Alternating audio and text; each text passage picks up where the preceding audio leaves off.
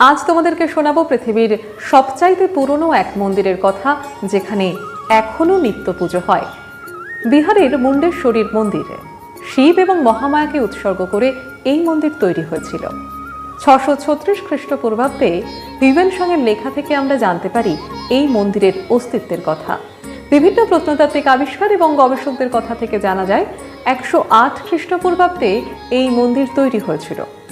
বিহারের পাটনা থেকে মাত্র 210 কিলোমিটার দূরে অবস্থিত এই মন্দির সোন নদীর ধারে কাইমুর মালভূমির মুন্ডেশ্বরী পাহাড়ের ওপর ছোট্ট একটি গ্রাম রামগড়, সেখানেই অবস্থিত এই মন্দির।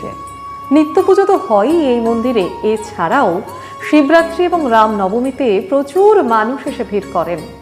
নবরাত্রিতে এখানে মেলা বসে, ভক্তের সমাগম হয় এখানে দূর দূরান্ত থেকে, জমজমাট হয়ে ওঠে এই এলাকাটা। এই মন্দির থেকে প্রাপ্ত একটি শিলমোহর থেকে জানতে পারা যায় যে মন্দিরটা অনেক পুরনো। মন্দিরে রয়েছে একটি চারমুখী শিবলিঙ্গ, যার মাথার ওপর নাগরাজের অস্তিত্ব রয়েছে। এছাড়াও এখানে একটি গণেশ মূর্তি রয়েছে, যার মাথাতেও নাগরাজের অস্তিত্ব দেখা যায়। শুধু তাই নয়, মন্দিরের আশেপাশে নাগরাজের অসংখ্য অস্তিত্বের প্রমাণ পাওয়া যায়, যার থেকে গবেষকরা অনুমান করেন নাগ সাম্রাজ্যের রাজারা এই মন্দির তৈরি করেছিলেন, যারা নাগকে তাদের রাজকীয় চিহ্ন হিসেবে মনে করতেন।